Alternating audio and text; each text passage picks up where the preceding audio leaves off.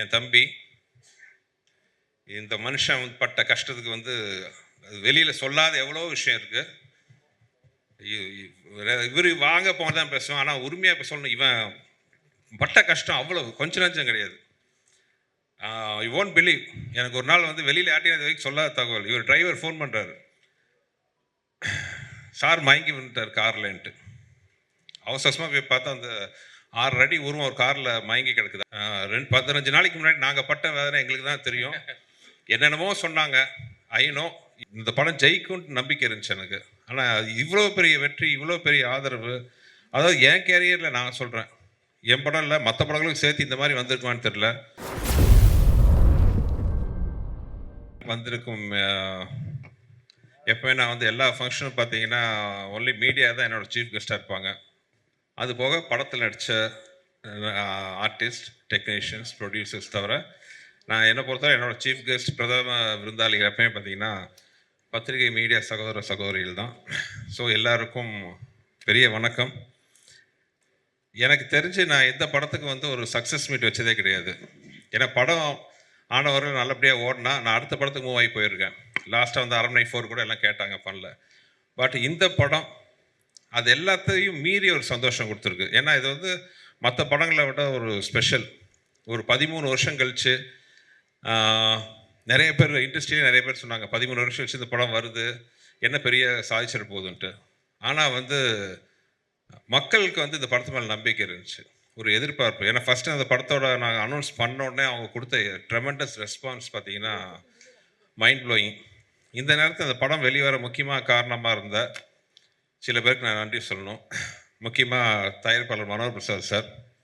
இத்தனை வருஷத்துக்கு அப்புறமும் இத்தனை பிரச்சனைக்கு நடுவில் இந்த படத்தை ரிலீஸ் பண்ணணும் முழு மூச்சாக ஒர்க் பண்ண மனோகர் பிரசாத் சார். படத்தை பார்த்தோன்னா பிடிச்சி அதுக்கான முயற்சிகள் எடுத்த திருப்பூர் சுப்பிரமணியன் சார். அதுக்கப்புறம் இந்த படத்தை நாங்கள் வெளிக்கொண்டு வரணுன்னா சில விஷயங்களில் ரொம்ப முக்கியமான விஷயத்துக்காக எங்கள் மேலே நம்பிக்கை வச்சு நாங்கள் கேட்ட உடனே ஒரு வார்த்தை பேசாமல் ஒரு மிகப்பெரிய ஒரு ஆதரவு கொடுத்த ஏசி சண்முகம் சார், என் தம்பி ஏசிஎஸ் அருண்குமார் அவர்கள், உறுதுணையாக இருந்த திரு மதன் அவர்கள், எல்லாருக்கும் இந்த நேரத்தில் நான் பெரிய ஒரு நன்றி சொல்லிக்கிறேன். அப்புறம் என்னோடய மிகப்பெரிய நன்றி பார்த்திங்கன்னா, நான் அதான் தெய்வங்கள்னு சொல்கிற ரசிகர்கள். படம் ஆரம்பத்துலேருந்து இந்த படத்துக்கு அவங்க கொடுத்த ஆதரவு, அதுக்கு சப்போர்ட்டாக துணை நின்ற மீடியா, சோஷியல் மீடியா, பத்திரிகை சகோதர சகோதரிகள், பெரியவர்கள் அனைவருக்கும் என்னுடைய மனமார்ந்த நன்றி. என்ன வார்த்தையே இல்லாமல் தான் தடுமாறேன். ஏன்னா இந்த படம் ஜெயிக்கும்னு நம்பிக்கை இருந்துச்சு எனக்கு. ஆனால் இவ்வளோ பெரிய வெற்றி, இவ்வளோ பெரிய ஆதரவு, அதாவது என் கேரியரில் நான் சொல்கிறேன், என் படம் இல்லை மற்ற படங்களுக்கு சேர்த்து இந்த மாதிரி வந்திருக்குமான்னு தெரில. 100க்கு 99.99% வந்து பார்த்தவங்க எல்லாருமே இந்த படத்தை வந்து ரசித்து ரொம்ப பாராட்டி பேசும்போது எனக்கு என்ன சொல்கிறதுனே தெரில. போன இன்டர்வியூவில் நான் கூட நான் சொல்லியிருந்தேன், எனக்கு திருப்பி கொடுக்க முடிஞ்சது வந்து என்னோடய நன்றியும் சில சொட்டு கண்ணீரும் தான். அந்த அளவுக்கு வந்து மிகப்பெரிய வெற்றி அவங்க கொடுத்துருக்காங்க. அதேமாதிரி இந்த படத்தில் ஒர்க் பண்ண ஆர்டிஸ்ட் எல்லாத்துக்கும், ஏன்னா அது வந்து கொஞ்சம் ஷூட்டிங்குமே வந்து ரொம்ப ஈஸியான விஷயம் கிடையாது. நான் நிறையா தடவை சொன்ன மாதிரி என் குருநாதர் மணிவன் சார், மனோபாலா சார் எல்லாம் நிறையா நான் அவங்களுக்கு சொல்லியிருக்கேன். அதே மாதிரி மெயினாக நடித்த ஹீரோயின்ஸ் 2 பேரும் 13 வருஷம் கழிச்சும் இன்னும் அழகாக கிளாமரஸாக ரசிகர்களோட கனவு கண்ணியாக வளம் வர அளவுக்கு அருமையாக இருக்கிற அஞ்சலி அண்ட் வரு 2 பேருக்கு தேங்க்ஸ். இதில் என்னென்னா, வரு வந்து லாஸ்ட் மினிட்ல தான் அந்த ஷூட்டிங் வந்தாங்க. ஆக்சுவலாக ஒரிஜினலாக வந்து வேறு ஹீரோயின் நடிக்க வேண்டிய கேரக்டர். நாங்களாம் ஷூட்டிங் காரைக்குடி போயிட்டோம். நாளைக்கு அந்த ஹீரோயின் வரணும். டியூ டு சம் ரீசன்ஸ் கொஞ்சம் டேட் இஷ்யூ ஆச்சு, ஒரு வாரம் தள்ளி வர மாதிரி. பட் எங்களால் வந்து அந்த ஒரு வாரம் எல்லாம் காம்பினேஷன் இருந்துச்சு. ஜஸ்ட் ஒரு ஐடியா வந்து பண்ணி வரு கேட்டோன்னா உடனே ஸ்போர்ட்டிவாக ஒத்துக்கிட்டு வரு வந்தாங்க.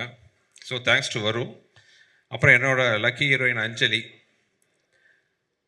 கலகலப்பு, சூப்பர் ஹிட், அதுக்கப்புறம் மதகாஜராஜா 2 பிளாக் பஸ்டர் மூவிஸில் வந்து என்னோடய ராசியான ஹீரோயினாக ஒர்க் பண்ண அஞ்சலி. எனக்கு ரொம்ப கம்ஃபர்ட்ஸ் ஒரு ஒர்க்கிங் ஜோன் வந்து அஞ்சலி கூட இருக்குது. ஏன்னா ஒரு டைரக்டராக நம்ம சொல்கிறத நம்பி ஒரு ஆர்டிஸ்ட் பண்ணும்பொழுது அது ஹீரோக்கள் கூட எனக்கு அந்த கம்ஃபர்ட் ஜோன் வந்திருக்கு. கார்த்திக் சார், விஷால், இவங்கெல்லாம் வந்து முழு மூச்சாக வந்து நம்பி இறங்குவாங்க. ஓகே, அவங்களுக்கு பிடிக்குதோ பிடிக்கலையோ நம்ம என்ன சொன்னாலும் வந்து ஒத்துக்கிட்டு இறங்குவாங்க. அந்த கான்ஃபிடன்ஸ் தான் அவங்களுக்கு பெரிய பூஸ்டர். அந்த கான்ஃபிடென்ட்டே வந்து நம்ம கொஞ்சம் பயமும் வரும். ஐயோ இவ்வளோ நம்பி நம்மளை பண்ணுறாங்களே, நம்ம அவங்களுக்கு கரெக்டாக ரிசல்ட் கொடுக்கணுமே அந்த பயம் ஒன்று வரும்.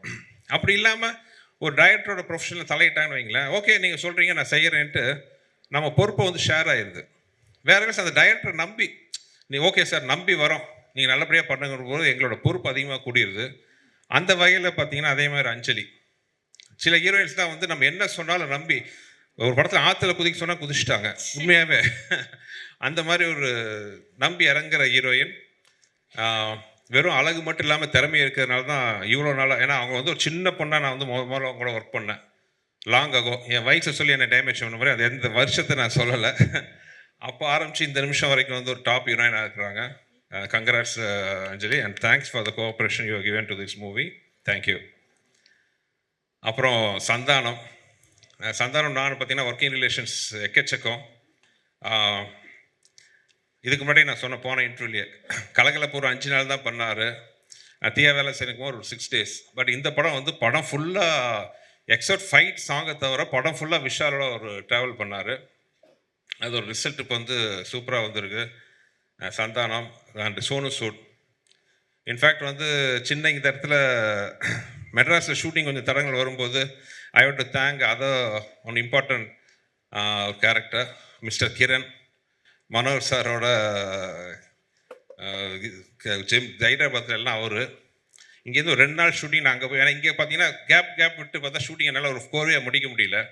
மனோர் சார்கிட்ட போய் சொல்லி ஒரு 2 நாள் தான் சார் ஷூட்டிங் ஹைதராபாத்லேருந்து அங்கே போய் உட்காந்து ஒரு கண்டினியூஸாக 30 நாள் 35 நாள் இருந்து படத்தை நாங்கள் முடிச்சுட்டு வந்தோம். கிரண் சார் இன்னும் எவ்வளோ நாள் சார் ஷூட்டிங் 2 நாள் சொல்லிட்டு படத்தை முடிச்சுட்டு வந்தோம்.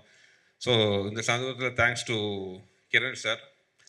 அதுக்கப்புறம் என்னோட பில்லராக கூட சப்போர்ட் நின்ன வெங்கட், அப்புறம் சூப்பராக பண்ண ரிச்சர்ட், ஸ்ரீகாந்த், அப்புறம் எப்பவுமே என்னோட சுந்தர் சிங் தான் பக்கத்துலேயே தேடலாம், விச்சு, என்னோட ப்ரெஷர் கிஷர் எல்லாத்தையும் தாங்கிக்கிற என்னுடைய நண்பர், ஆர்ட்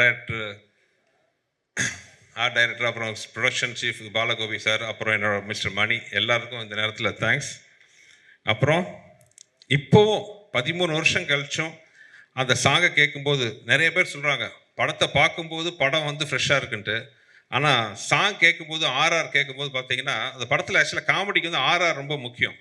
காமெடி ஆகட்டும், அந்த ஹீரோயிசம் வரும்போது அந்த ஆர்ஆரில் தூக்குறதாகட்டும், வெறும் பாட்டு மட்டும் இல்லை, ஒன் ஆஃப் த பெஸ்ட் என் படங்களை நான் பார்த்தது பார்த்தீங்கன்னா இந்த படத்தில். Thanks to Vijay sir. ஒரு சாதாரண சீன்கள்லாம் கூட பார்த்தீங்கன்னா அந்த ஆர்ஆரில் அவ்வளோ எலிவேஷனு.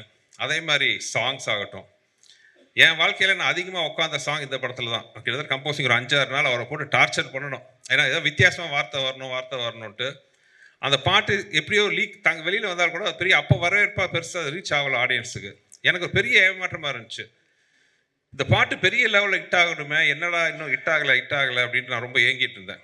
ஒரு நம்ம ஜட்ஜ்மெண்ட் தப்பாகி போச்சா, விஜய் ஆண்டனி அவ்வளோ டார்ச்சர் பண்ணி இந்த பாட்டை வாங்கினோமே, ஏன் அதுக்கு அவ்வளோ ரிசப்ஷன் அவ்வளோ ரீச் ஆகலைன்னு நினச்சேன். ஆனால் என்னோடய குறையெல்லாம் தீர்ந்துருச்சு.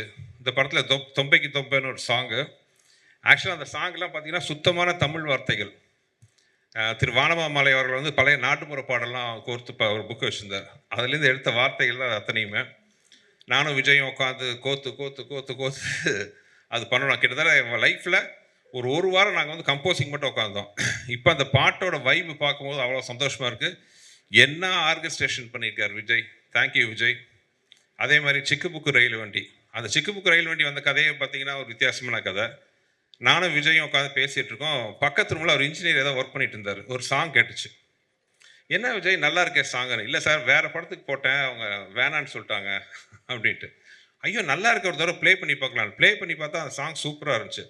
விஜய் என்ன இப்படி ஒரு அருமையான சாங்கை நான் எடுத்துக்கிறேன்னு சொல்லி அப்படி ஒரு சுச்சுவேஷன் க்ரியேட் பண்ணி தான் அந்த பாட்டு இப்போ வந்து எல்லா திருவிழாலையும் அந்த பாட்டு ஒலிக்காத இடமே கிடையாது. ஸோ அந்த மாதிரி விஜய் ஆண்டனியோட இது. அப்புறம் ஜெமினி ப்ரொடக்ஷன்ஸ், இப்படியெல்லாம் ப்ரொடக்ஷன் அமையறதுக்கு உண்மையாகவே டிலே ஆச்சுங்கிறது வேறு விஷயம். பட் ப்ரொடக்ஷனில் வந்து அந்த படம் பண்ணிகிட்டு இருக்க போது ஒரு வார்த்தை வந்து உங்களுக்கு இது வேணுமா, இது தேவையா, செலவு கம்மி பண்ணுங்க, அந்த ஆர்டிஸ்ட் எதுக்கு, கதை இப்படி இருக்கா, சீன் இப்படி இருக்கா, ஒரு வார்த்தை கேட்கல. மேன்மக்களேங்கிற மாதிரி பார்த்தீங்கன்னா அந்த ப்ரொடக்ஷன் சைடில் வந்து எனக்கு அப்படி ஒரு நான் கேட்டதெல்லாம் ப்ரொவைட் பண்ணாங்க. மிகப்பெரிய ப்ரொடக்ஷன் பேனர். எனக்கு ரொம்ப சந்தோஷம் என்னென்னா அன்ஃபார்ச்சுனேட்லி சின்ன ஒரு கேப் வந்துச்சு. கேப்புக்கு அப்புறம் தே ஆர் கம்மிங் பேக். இந்த படம் மறுபடியும் ஜெமினி ப்ரொடக்ஷன்ஸோட கொடியை பறக்க வைக்கணும்னு நம்புகிறேன். மனோஜ் சாருக்கு request, you have to do lot of movies sir, you are coming back. இது கம்மிங் பேக் இல்லை, ஒரு சின்ன நீங்கள் ஒரு கேப் எடுத்துக்கிட்டீங்க, அவ்வளோதான்.